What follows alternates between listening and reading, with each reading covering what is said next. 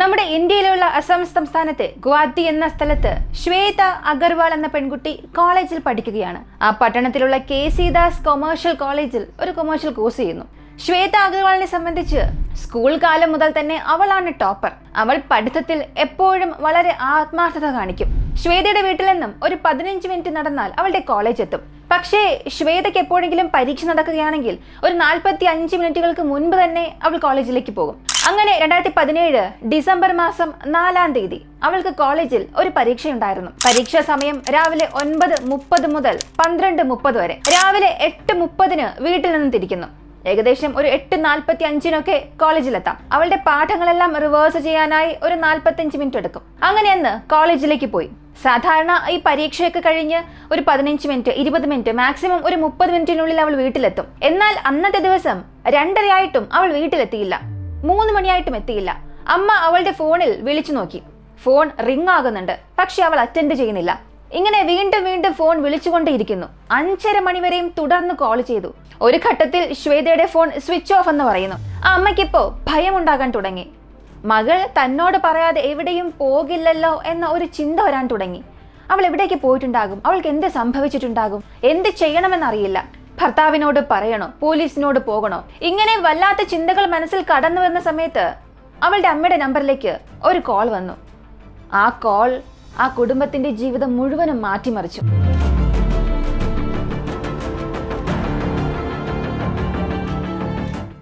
ആ ഒരു call attend ചെയ്ത ഉടൻ അടുത്ത സെക്കൻഡ് ശ്വേതയുടെ അമ്മ നിലവിളിച്ച് കരയാൻ തുടങ്ങി. അങ്ങനെ ആ കോളിൽ ആരാണ് സംസാരിച്ചത്? എന്താണ് പറഞ്ഞത്? ശ്വേത അഗർവാൾ പരീക്ഷ കഴിഞ്ഞ് എവിടെയാണ് പോയത്? അവൾക്ക് എന്തെങ്കിലും സംഭവിച്ചോ? ഇങ്ങനെയൊക്കെ സംഭവിക്കുമോ? ഇങ്ങനെയുള്ള മനുഷ്യരും നമുക്ക് ചുറ്റുമുണ്ടോ? അശ്രദ്ധ കാരണം ഒരു പക്ഷെ ഇങ്ങനെയൊക്കെ സംഭവിക്കുമോ എന്ന് ആസാം ജനങ്ങളെ മുഴുവനും നടുക്കിയ ഒരു ക്രൂരമായ കേസിനെ കുറിച്ചാണ് ഇന്ന് നമ്മൾ അറിയാൻ പോകുന്നത്.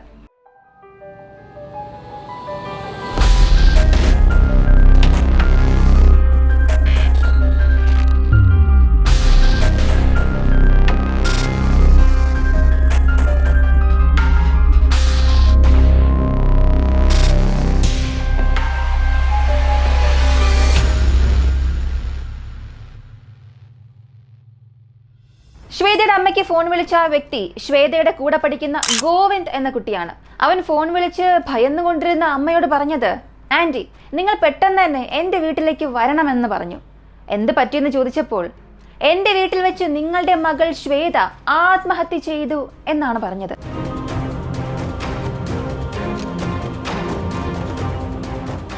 അമ്മയ്ക്കൊന്നും മനസ്സിലായില്ല. രാവിലെ പരീക്ഷയ്ക്ക് പോയ മകളാണ്. പെട്ടെന്ന് കൂടെ പഠിക്കുന്ന ഒരു കുട്ടി വിളിച്ചിട്ട് മകൾ ആത്മഹത്യ ചെയ്തു എന്നും പറയുന്നു. വിശ്വസിക്കാനേ സാധിക്കുന്നില്ല. ആരെങ്കിലും തന്നെ കളിപ്പിക്കുന്നതാണോ? സത്യത്തിൽ എന്ത് സംഭവിച്ചു എന്ന് പോലും അറിയാത്ത വല്ലാത്ത കുഴപ്പത്തിൽ ശ്വേതയുടെ അമ്മയും വിവരമറിഞ്ഞ അച്ഛനും ഗോവിന്ദ് എന്ന കുട്ടിയുടെ വീട്ടിലേക്ക് പോകുന്നു. വീടോടടുക്കുമ്പോൾ തന്നെ വല്ലാത്തൊരു പരിഭ്രാന്തിയും സംഘർഷാവസ്ഥയും. ആ ഗോവിന്ദ് എന്ന കുട്ടിയുടെ വീടിന് മുൻപിൽ ഒരുപാട് ആളുകൾ തടിച്ചു കൂടിയിട്ടുണ്ട്. പോലീസുകാർ നിൽക്കുന്നുണ്ട്. വലിയ തിരക്ക് തന്നെ അവിടെ അനുഭവപ്പെടുന്നു. കൂടാതെ വീടിനുള്ളിൽ നിന്നും പുക പുറത്തേക്ക് വരുന്നുണ്ട്. ഇവർ രണ്ടുപേരും വല്ലാത്ത ഭയത്തോടും ആശങ്കയോടും വീടിനുള്ളിലേക്ക് പോകുമ്പോൾ ആ വീടിനുള്ളിൽ ഗോവിന്ദ് ഉണ്ട്, അവന്റെ അമ്മയുണ്ട്, അവന്റെ സഹോദരിയുമുണ്ട്. ഇവർ 3 പേരും പറഞ്ഞത്, നിങ്ങളുടെ മകൾ എൻ്റെ വീട്ടിലേക്ക് വന്നു. പെട്ടെന്ന് അവൾ ബാത്റൂമിലേക്ക് പോയി. അവിടെ ഒരു ക്യാനിൽ മണ്ണെണ്ണ ഉണ്ടായിരുന്നു. പെട്ടെന്ന് അത് അവളുടെ ദേഹത്തേക്ക് ഒഴിച്ച് അവൾ തീ കൊളുത്തി ആത്മഹത്യ ചെയ്തു. ഇത് കേട്ടപ്പോ ശ്വേതയുടെ അമ്മയ്ക്കൊന്നും മനസ്സിലായില്ല. മകൾ പഠനത്തിൽ ടോപ്പറാണ്, സ്വഭാവം വളരെ നല്ലതാണ്, അവൾക്ക് ആരുമായി യാതൊരു പ്രശ്നവും ഇല്ല. ശ്വേത ആത്മഹത്യ ചെയ്യുന്ന രീതിയിൽ അവൾക്ക് അങ്ങനെ പ്രശ്നമുള്ളതായൊന്നും ഞങ്ങൾക്കറിയില്ല. അവൾ ഒരിക്കലും ആത്മഹത്യ ചെയ്യില്ല എന്ന രീതിയിൽ അമ്മയും അച്ഛനും പിറുപിറുക്കാൻ തുടങ്ങി. ഉടനെ പോലീസുകാർ ആ ബാത്റൂമിനുള്ളിലേക്ക് പോയി. ശ്വേതയുടെ ശരീരം 70-80% വരെയും പൊള്ളലേറ്റ അവസ്ഥയായിരുന്നു. അവൾ മരിച്ചിട്ടുണ്ട്. ഉടൻ തന്നെ ശരീരം പുറത്തേക്കെടുത്ത് പോസ്റ്റ്മോർട്ടം ചെയ്യാൻ അയച്ചു. അവളുടെ ആ ഒരു അവസ്ഥ കണ്ട് അമ്മയും അച്ഛനും അല്ലറെ നിലവിളിച്ച് കരയാൻ തുടങ്ങി.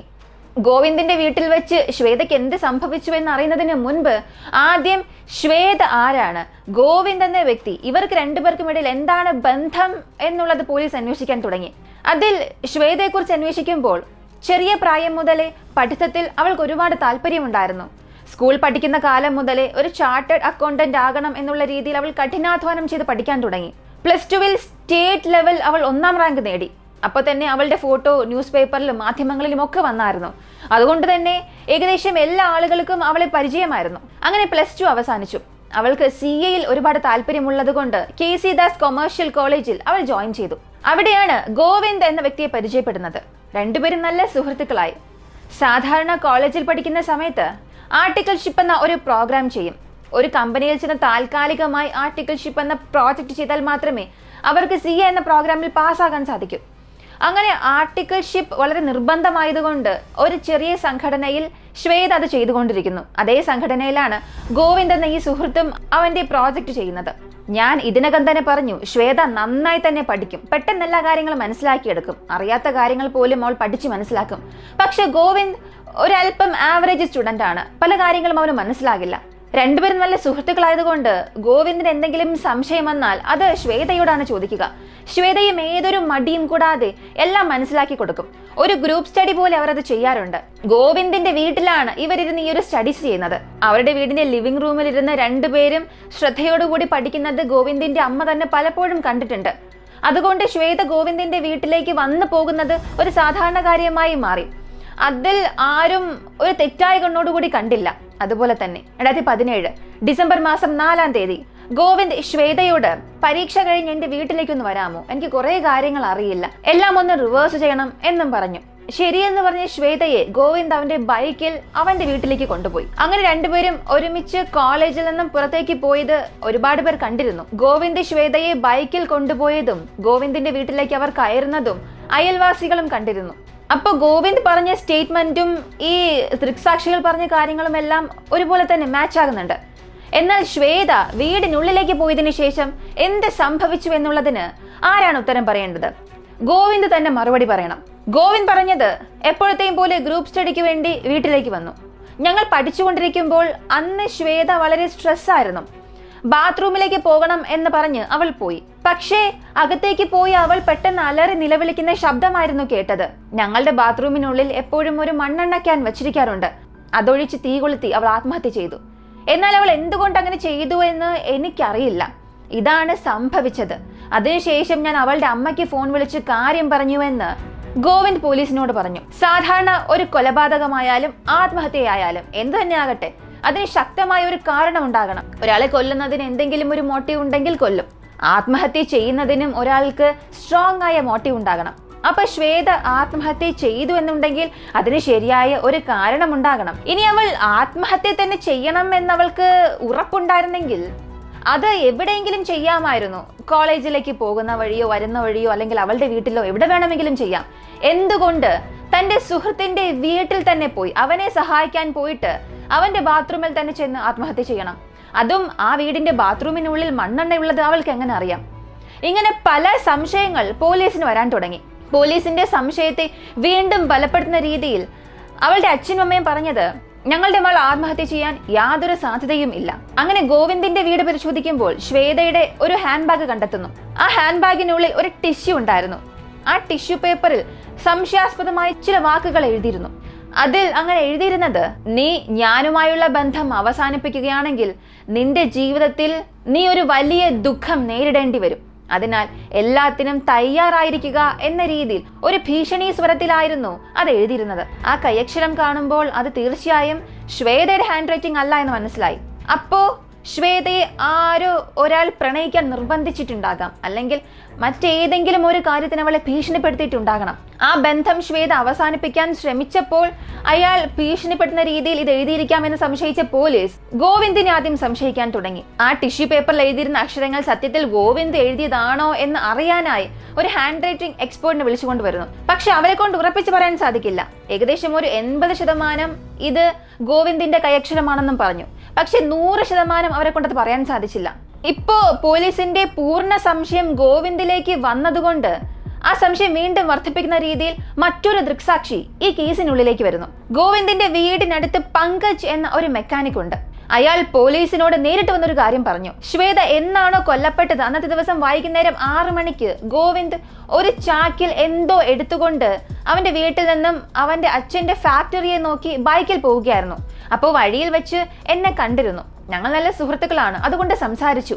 പക്ഷെ ഗോവിന്ദ് എടുത്തുകൊണ്ടുവന്ന ചാക്കിൽ നിന്നും ഒരു ചുവന്ന നിറത്തിൽ എന്തോ ഇറ്റിറ്റ് വീഴുന്നുണ്ടായിരുന്നു. ഞാനും അത് ശ്രദ്ധിച്ചിട്ട് എന്താണെന്ന് ചോദിച്ചു. അവൻ പറഞ്ഞത്, അച്ഛന്റെ ഫാക്ടറിയിലേക്ക് ഞാൻ പെയിന്റ് എടുത്തുകൊണ്ട് പോവുകയാണ്, ആ പെയിന്റ് ഒരു പക്ഷെ ലീക്കായിട്ടുണ്ടാകാം എന്ന് പറഞ്ഞു. പങ്കജും അത് വലിയ കാര്യമാക്കിയില്ല.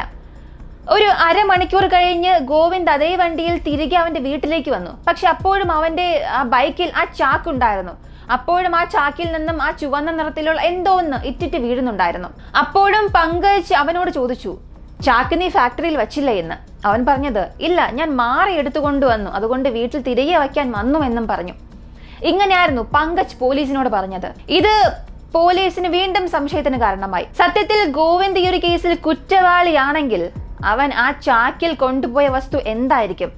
അതിൽ നിന്നും സത്യത്തിൽ ഇറ്റിറ്റ് വീണത് പെയിന്റ് ആയിരിക്കുമോ, അല്ലെങ്കിൽ മനുഷ്യ രക്തമായിരിക്കുമോ? ഇങ്ങനെ പല സംശയം വരാൻ തുടങ്ങി. ഗോവിന്ദ് എന്ന വ്യക്തിയെ പോലീസിന് ഇപ്പോ സംശയമുണ്ടെങ്കിലും ശ്വേതയുടെ മരണം ആത്മഹത്യയാണോ കൊലപാതകമാണോ എന്ന് ഇപ്പോഴും ഉറപ്പിച്ചിട്ടില്ല. അങ്ങനെ ശ്വേതയുടെ ശരീരം പോസ്റ്റ്മോർട്ടം ചെയ്ത ഡോക്ടേഴ്സ് പറഞ്ഞത്, സംശയമേ ഇല്ല, ശ്വേതയുടെ മരണം ആത്മഹത്യയല്ല, അത് പദ്ധതിയിട്ട് ചെയ്ത ഒരു കൊലപാതകമാണ്. ശ്വേതയുടെ തലയിൽ ശക്തമായ ഒരു പരിക്കുണ്ട്. അവളുടെ ശരീരത്തിൽ നിന്നും ഒരുപാട് രക്തം പോയിട്ടുണ്ട്. ശരീരത്തിൽ 13 സ്ഥലത്ത് കുത്തേറ്റ മുറിവുകളുണ്ട്. ഇതിനും അപ്പുറം മറ്റൊരു ഞെട്ടിപ്പിക്കുന്ന കാര്യം പാത്തോളജിസ്റ്റ് പറഞ്ഞത്, തലയിലുണ്ടായ പരിക്ക് മൂലമോ അല്ലെങ്കിൽ അവളുടെ ശരീരത്തിലുണ്ടായ ഈ 13 കത്തിക്കുത്ത് കാരണമോ അവൾ മരിച്ചിട്ടില്ല. ഈ പരിക്കുകളെല്ലാം ഉള്ളപ്പോഴും അവൾക്ക് ജീവനുണ്ടായിരുന്നു. എപ്പോഴാണോ അവളുടെ ശരീരത്തിൽ തീ കൊളുത്തിയത്, ആ പുക ശ്വസിച്ച് അത് ശ്വാസകോശത്തിൽ പോയിട്ടുണ്ട്. അപ്പോ ആ തീ കൊളുത്തലാണ് അവൾ മരിച്ചതെന്നും പറഞ്ഞു. തീ കൊളുത്തി ആരെങ്കിലും മരിക്കുകയാണെങ്കിൽ ഡോക്ടേഴ്സ് ആദ്യം പരിശോധിക്കുന്നത് അവരുടെ ശ്വാസകോശത്തിൽ സ്വീറ്റ് എന്ന ചെറിയ കറുത്ത കണികകൾ ഉണ്ടാകും. അതായത് ശരീരത്തിൽ ഈ തീ പിടിച്ച സമയത്ത് അവർക്ക് ജീവൻ ഉണ്ടായിരുന്നു എന്നാണ് അർത്ഥം. അങ്ങനെ ശ്വേതയുടെ ശരീരത്തിലും അതുണ്ടായിരുന്നു. അവളുടെ ശരീരത്തിൽ തീ കത്തിയപ്പോൾ അവൾക്ക് ജീവൻ ഉണ്ടായിരുന്നു. അപ്പോൾ അവൾക്ക് ജീവൻ ഉള്ളപ്പോൾ തന്നെ അവളുടെ ശരീരത്തിൽ മണ്ണെണ്ണ ഒഴിച്ച് കത്തിച്ചു എന്നുള്ള പ്രധാനപ്പെട്ട ഒരു കാര്യം പാത്തോളജിസ്റ്റ് പറഞ്ഞു. അടുത്ത പോലീസിന് അറിയേണ്ടത് ഇവർ രണ്ടുപേരും സുഹൃത്തുക്കളാണെന്ന് പറഞ്ഞു. പക്ഷേ സുഹൃത്ത് എന്നതിനപ്പുറം ഇവർക്ക് രണ്ടുപേർക്കും ഇടയിൽ എന്തെങ്കിലും ബന്ധമുണ്ടായിരുന്നോ എന്ന് അന്വേഷിക്കുന്നു. അങ്ങനെ ശ്വേതയുടെ ഫോണും ഗോവിന്ദിന്റെ ഫോണും പരിശോധിക്കുന്നു. അതിൽ അങ്ങനെ പ്രത്യേകിച്ച് അവർക്ക് ഉപകാരമുള്ള വിവരങ്ങളൊന്നും കണ്ടെത്താൻ സാധിച്ചില്ല. അതുപോലെ തന്നെ ശ്വേതയുടെ സോഷ്യൽ മീഡിയ അക്കൗണ്ട് പരിശോധിച്ചു. അതിൽ ശ്വേതയും ഗോവിന്ദും സുഹൃത്തുക്കളായിരുന്നു. അതിൽ അവർ രണ്ടുപേരും ഇടയ്ക്കിടയ്ക്ക് ചാറ്റ് ചെയ്തിട്ടുണ്ട്. അതേ ചാറ്റ് മെസ്സേജ് എടുത്ത് നോക്കുമ്പോഴാണ് മനസ്സിലായത് ഗോവിന്ദിനും ശ്വേതയ്ക്കും ഇടയിൽ ആരും അറിയാത്ത ഒരു ബന്ധത്തെക്കുറിച്ച്. ആ ചാറ്റ് മെസ്സേജിൽ നിന്നും പോലീസ് മനസ്സിലാക്കിയത് ഗോവിന്ദ് എന്ന വ്യക്തിയുമായി ശ്വേത നല്ല സുഹൃത്തായിരുന്നു. അതിൽ നിന്ന് ഒരു പടി പോലും അവൾ മുകളിലേക്ക് പോയിട്ടില്ല. എന്നാൽ ഗോവിന്ദ് എന്ന വ്യക്തിക്ക് ശ്വേതയെ ഇഷ്ടമായിരുന്നു. അവൾ എപ്പോഴാണോ അവനുമായി സംസാരിക്കാൻ തുടങ്ങിയത് അപ്പോൾ മുതൽ അവളോട് ഒരു പ്രണയം വരാൻ തുടങ്ങി. ഇടയ്ക്കിടയ്ക്ക് അവളെ പ്രപ്പോസ് ചെയ്യാൻ തുടങ്ങി. ആ ചാറ്റിൽ പോലും അവളെ പലതവണ പ്രപ്പോസ് ചെയ്തിട്ടുണ്ട്. പക്ഷെ ഓരോ തവണയും അവൾ അത് നിഷേധിച്ചു. അവൾ പറഞ്ഞത്, എനിക്ക് പഠിക്കണം, ഞാൻ പഠിച്ച് ഒരു വലിയ ചാർട്ടേഡ് അക്കൗണ്ടന്റ് ആകണം, ഇങ്ങനെയുള്ള കാര്യങ്ങൾക്കൊന്നും എനിക്ക് സമയമില്ല, താല്പര്യവും ഇല്ല എന്നവൾ വളരെ മാന്യമായി പറഞ്ഞു. പക്ഷേ ഗോവിന്ദ് തന്നെ പ്രണയിക്കണം എന്ന് പറഞ്ഞ് അവളെ ടോർച്ചർ ചെയ്യുകയായിരുന്നു. ആ ചാറ്റിൽ തന്നെ ഒരു ഘട്ടത്തിൽ അവൾ പറഞ്ഞത്, നോ മീൻസ് നോ, എന്നെ കൊണ്ട് തീർച്ചയായും നിന്നെ പ്രണയിക്കാൻ സാധിക്കില്ല, എന്നെ വീണ്ടും വീണ്ടും ശല്യം ചെയ്യരുത് എന്ന് നമ്മൾ വളരെ വ്യക്തമായി പറഞ്ഞിട്ടുണ്ട്. ഇവയ്ക്കെല്ലാം അപ്പുറം ശ്വേതയുടെ ഹാൻഡ് ബാഗിൽ കണ്ടെത്തിയ ആ ടിഷ്യൂവിൽ എഴുതിയിരുന്നത്, ഈ റിലേഷൻഷിപ്പ് അവസാനിപ്പിക്കുകയാണെങ്കിൽ അതിന് നീ ഒരുപാട് റിഗ്രറ്റ് ചെയ്യുമെന്നും എഴുതിയിരുന്നു. അതും ഗോവിന്ദാണ് എഴുതിയതെന്ന് കണ്ടെത്തുന്നു. ഇവയെല്ലാം വെച്ച് നോക്കുമ്പോൾ തന്റെ പ്രണയത്തിന് ശ്വേത ശക്തമായി എതിർപ്പ് അറിയിച്ചതുകൊണ്ട് ഗോവിന്ദ് തന്നെയാണ് ശ്വേതയെ കൊല്ലാനുള്ള സാധ്യതയെന്ന് സംശയത്തിന്റെ അടിസ്ഥാനത്തിൽ ഗോവിന്ദിനെ പോലീസ് അറസ്റ്റ് ചെയ്യുന്നു. ഗോവിന്ദിനെതിരെ ഒരുപാട് തെളിവുകൾ ഉണ്ടായിരുന്നു. ഈ തെളിവുകളെല്ലാം ചൂണ്ടിക്കാണിച്ച് വീണ്ടും ഗോവിന്ദിനെ ചോദ്യം ചെയ്യാൻ തുടങ്ങി. ഇപ്പോ മറ്റു മാർഗമില്ലാതെ അവൻ ഓരോ കാര്യങ്ങളായി പറയാൻ തുടങ്ങി. സത്യത്തിൽ അസം പോലീസ് തന്നെ അവന്റെ മൊഴി കേട്ട് ഞെട്ടിപ്പോയി. പോലീസ് സംശയിച്ചതുപോലെ ഗോവിന്ദ് പല ദിവസമായി അവളെ പ്രണയിക്കാൻ തുടങ്ങി. ഈ ലവ് അറ്റ് ഫസ്റ്റ് സൈറ്റ് എന്നൊക്കെ പറയില്ലേ, ആദ്യ കാഴ്ചയിൽ തന്നെ അവളെ പ്രണയിക്കാൻ തുടങ്ങിയവൻ. അതുകൊണ്ട് തന്നെ തനിക്ക് അറിയാവുന്ന പാഠങ്ങളായിരുന്നാൽ കൂടിയും അവളോട് സംശയം ചോദിക്കാനായി പോകും, അവളോട് സംസാരിക്കാനായി ശ്രമിക്കും, അവളോട് കുറച്ച് സമയം സ്പെൻഡ് ചെയ്യാനായി ശ്രമിക്കും. അങ്ങനെ ഈ സംശയം എന്ന ആയുധം പ്രയോജനപ്പെടുത്തിക്കൊണ്ട് അവളുമായി ഒരുപാട് സമയം സ്പെൻഡ് ചെയ്യാൻ തുടങ്ങി. പക്ഷേ ശ്വേത അവളുടെ കാഴ്ചപ്പാടിൽ വ്യക്തമായിരുന്നു, അത് തന്റെ സുഹൃത്ത് മാത്രമായിരിക്കണമെന്ന് അവൾ ഉറപ്പിച്ചിരുന്നു. ഇതിനിടയിൽ ഈ ഗോവിന്ദ് ഒരുപാട് തവണ അവളെ പ്രപ്പോസ് ചെയ്തു. അപ്പോഴെല്ലാം നോ നോ നോ എന്ന് മാത്രമാണ് അവൾ പറഞ്ഞത്. ഇങ്ങനെ സോഷ്യൽ മീഡിയയിൽ ഇടയ്ക്കിടയ്ക്ക് അവളെ ശല്യം ചെയ്തുകൊണ്ടിരിക്കുമ്പോൾ ശ്വേതയ്ക്ക് ഒരു ഘട്ടത്തിൽ ദേഷ്യം വന്നു. വീണ്ടും എന്നോട് നീ ഇങ്ങനെ പ്രപ്പോസ് ചെയ്താൽ ഞാൻ ഒരിക്കലും നിന്നോട് മിണ്ടില്ല എന്ന് വ്യക്തമായി പറഞ്ഞു.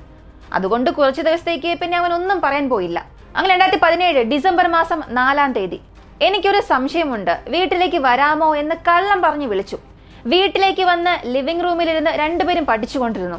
പെട്ടെന്ന് ശ്വേതയുടെ കൈ പിടിച്ച് ഗോവിന്ദ്, ഞാൻ നിന്നെ പ്രണയിക്കുകയാണ്, നീ ഇല്ലെങ്കിൽ എനിക്ക് ലോകത്തിൽ ജീവിക്കാനേ സാധിക്കില്ല എന്ന് പറഞ്ഞു. ഇപ്പൊ ശ്വേതയ്ക്ക് നല്ല ദേഷ്യം വരാൻ തുടങ്ങി. ഇനിയും നിന്നോട് സംസാരിച്ചിട്ട് കാര്യമില്ല, ഞാൻ പോവുകയാണ്, ഇനി എനിക്ക് നിന്റെ മുഖമേ കാണണ്ട എന്ന് പറഞ്ഞ് അവൾ ഹാൻഡ് ബാഗ് എടുത്ത് നടക്കാനായി ശ്രമിച്ചപ്പോൾ പുറകിൽ നിന്നും ഒരു കൈ അവളെ ശക്തമായി പിടിച്ചു വലിച്ചു. ഇതുവരെയും വളരെ ശാന്തമായി സംസാരിച്ചു കൊണ്ടിരുന്ന ഗോവിന്ദിന്റെ സ്വഭാവം മുഴുവനായും മാറി. ഇങ്ങനെ വിടുകയാണെങ്കിൽ ശ്വേത തന്നിൽ നിന്നും ഒരുപാട് ദൂരേക്ക് പോകുമെന്ന് കരുതിയ ഗോവിന്ദ് അവളുടെ കൈ പിടിച്ചു വലിക്കാൻ തുടങ്ങി. ശ്വേത കൈ തട്ടി മാറ്റി പുറത്തേക്ക് പോകാൻ ശ്രമിക്കുമ്പോൾ പുറകിൽ നിന്ന് കഴുത്തിൽ പിടിച്ച് അവളെ പുറകിലേക്ക് വലിച്ചിട്ടു. പുറകിലേക്ക് പോയ ശ്വേതയുടെ തല ചുമരിൽ ചെന്നിടിക്കുകയും തലയിൽ സാരമായി പരിക്കേറ്റു. രക്തം വരാൻ തുടങ്ങി. അവൾക്ക് ആ സ്ഥലത്ത് വെച്ച് തന്നെ ബോധം നഷ്ടപ്പെട്ട് താഴെ വീണു. ഇപ്പൊ ഗോവിന്ദിന് എന്ത് ചെയ്യണമെന്നറിയില്ല. ഭയം തോന്നി. അവൾ മരിച്ചോ എന്ന രീതിയിലുള്ള സംശയം വരുന്നു. എന്തു തന്നെ ആയാലും ഇനി ഇവളുടെ ശരീരം മറച്ചു വയ്ക്കുന്നതല്ലാതെ മറ്റു മാർഗമില്ല എന്നവൻ തീരുമാനിച്ചു. അവൾ മരിച്ചോ ഇല്ലയോ എന്ന് സ്ഥിരീകരിക്കാനായി അവൻ ചെയ്തൊരു കാര്യം കത്തി എടുത്തുകൊണ്ടുവന്ന് അവളുടെ ശരീരത്തിൽ 13 തവണ കുത്തി എന്നുള്ളതാണ്.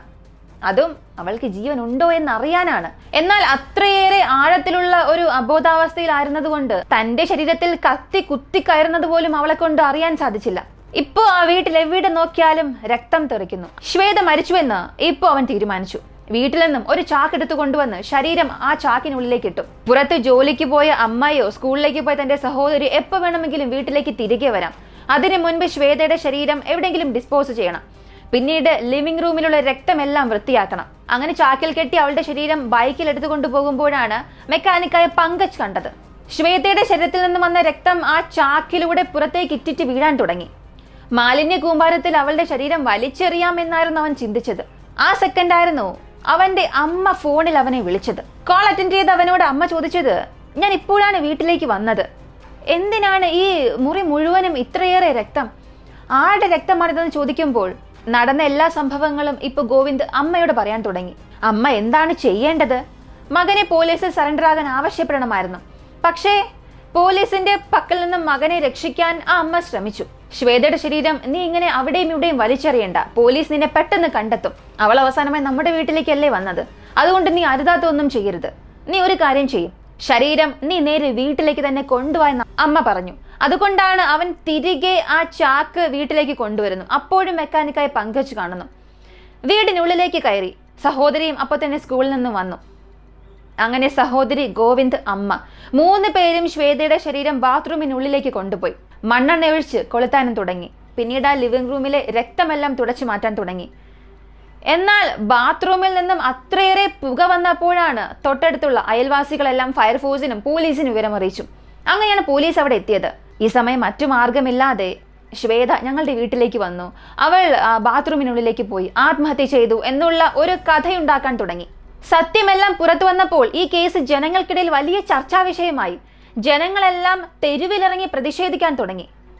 ആദ്യത്തെ കുറ്റവാളിയായ ഗോവിന്ദിനും സഹായിച്ച അമ്മയായ കമല, സഹോദരിയായ ഭവാനി, ഇവർക്ക് കഠിനമായ ശിക്ഷ നൽകണമെന്ന് ജനങ്ങളെല്ലാം വളരെ അധികം സമ്മർദ്ദം ചെലുത്താൻ തുടങ്ങി.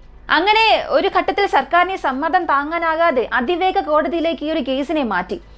ഗോവിന്ദിനെതിരെ ഒരുപാട് തെളിവുകൾ ഉണ്ടായിരുന്നു. അതിനാൽ ഈ 3 പേരും കുറ്റവാളികളെന്ന് തീരുമാനിക്കുകയും ആദ്യത്തെ കുറ്റവാളിയായ ഗോവിന്ദിന് വധശിക്ഷ നൽകി.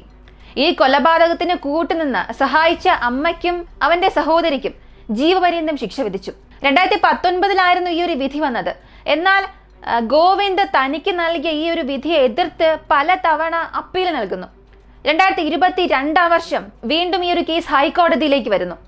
ആ സമയം വന്നൊരു വിധി ഈ ഒരു കേസിൽ നേരിട്ട് ഗോവിന്ദിന്റെ അമ്മയ്ക്കും സഹോദരിക്കും യാതൊരു ബന്ധവും ഇല്ല എന്ന് കണ്ടെത്തുകയും അവരെ രണ്ടുപേരെയും റിലീസ് ചെയ്തു.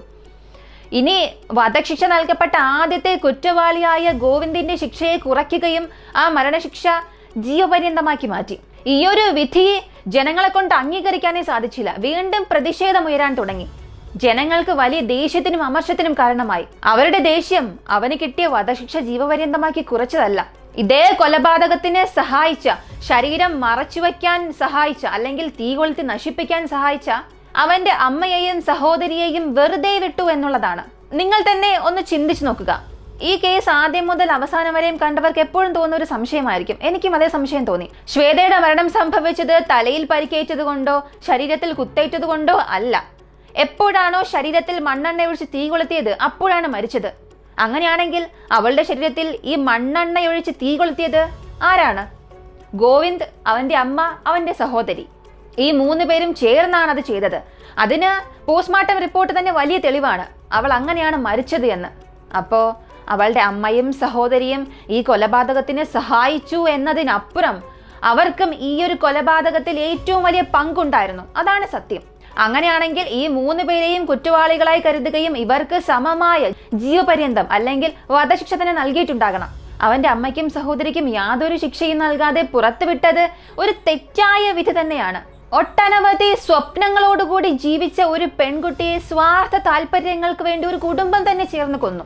സത്യത്തിൽ ആ കുടുംബത്തിന് അല്ലെങ്കിൽ അവന്റെ അമ്മയ്ക്ക്, സഹോദരിക്ക് ആ പെൺകുട്ടിയെ രക്ഷിക്കാമായിരുന്നു. അവൾ മരിച്ചോ ഇല്ലയോ എന്ന് അവർക്ക് ഒന്നുകൂടെ സ്ഥിരീകരിക്കാമായിരുന്നു.